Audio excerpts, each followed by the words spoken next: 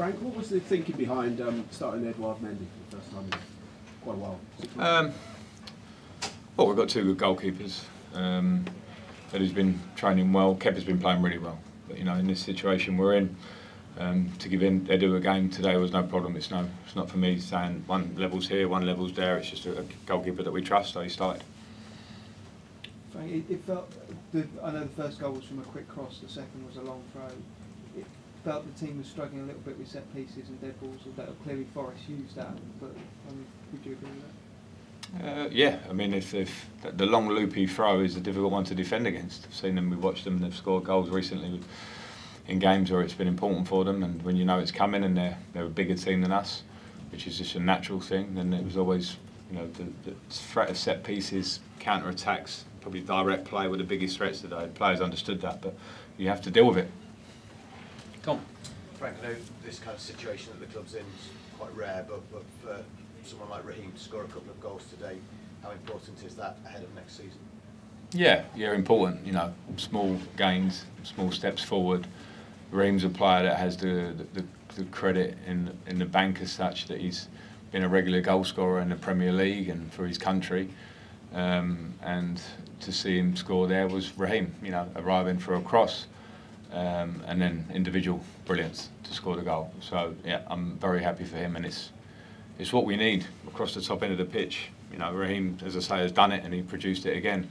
But if you're going to win games when you have 76% possession, you need to be killers at the top end of the pitch.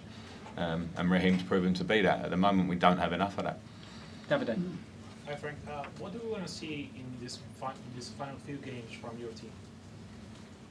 Good play, some results, compete, show pride. The things you want to see all the time. It doesn't matter the opposition.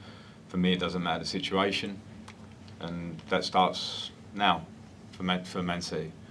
You know, that has to go through the week, and that's what I want to see. Neil.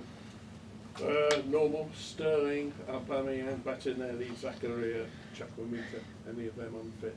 Sterling? Sorry, Kante. Kante's unfit. He hurt his groin in training yesterday, so it's going to be a 2 or 3 week injury. Go through them, Spy again. Aubameyang, Bettinelli, Zakaria, Chukwuemeka. Yeah, Betts is still not fit, and the rest are fit. Sorry, Carney was not well other night. Okay. Yeah. What pleased you that you took out the week's training that worked today, and what frustrated you? What pleased me was not so much the week's training, it was more the idea and what the plan is before the game, was that we're going to have a lot of ball in their half. So we have to be really dynamic to move their back five. We have to make sure their counter press positions are good, which they were. To be fair, they didn't have lots of those, and they have a lot of those in certain games. But what displeased me was the first half. We didn't do it with enough urgency to break the back five, safe, sideways, safe. And in the second half, when we underlap, we get a goal. When we show urgency and they're running forward, we get the other goal. So that's it. Can I just ask you as well, sorry, Chalobah had another good game. Yeah, really good game. I thought Trevor was fantastic, the way he plays. When you ask him to do things, he does them to a T. He steps in with urgency, he defends well, he's physically great, and I thought he had a really good game, I agree. Okay, last one in this section, then we're going to do a quick Mondays. Dylan.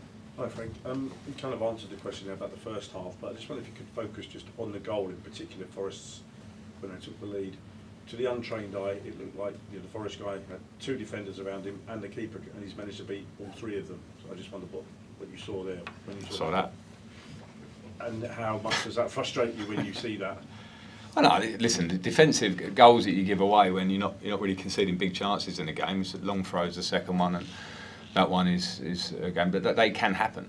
They can happen. You're disappointed with them, but they can happen, because that's not something training affected it. It's like, you know, one player scores. You don't spend a week recreating that moment. That can happen. What I'm more disappointed about, as I've just referenced there, is that we lost 45 minutes in the game where we had all the control and we weren't doing exactly the things that we said about before the game. And it's not good to play at 60-70% in the last third. The last third has to be 100%. It has to be, and it has to be repetitive. And that's not something that can change overnight. I've just been asked about what are you doing training all week. Like, it's not the training at this point in the season that's going to change this season or what these games look like. It's the idea, it's sticking with the idea and doing it and doing it and doing it. And in the second half, when we showed bits of that in our game, it looked different. It's a game that you want to come and watch, and we're in the game and we're playing like we want the team to play. But you have to have speed in the last third of the game. And at the moment, we're too comfortable getting up there and being slow, and it's not hard enough to defend against.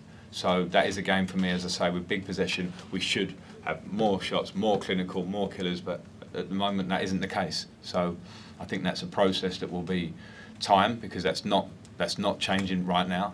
As much as you want to talk about it, it has to be changed by players affecting it and doing it. And today we didn't do that in the first half. We did it better in the second half, and we all saw the result. Okay, we'll leave it there. Quick you. Mondays on the Cheers. side, thank you. And then Steve Cooper will be in.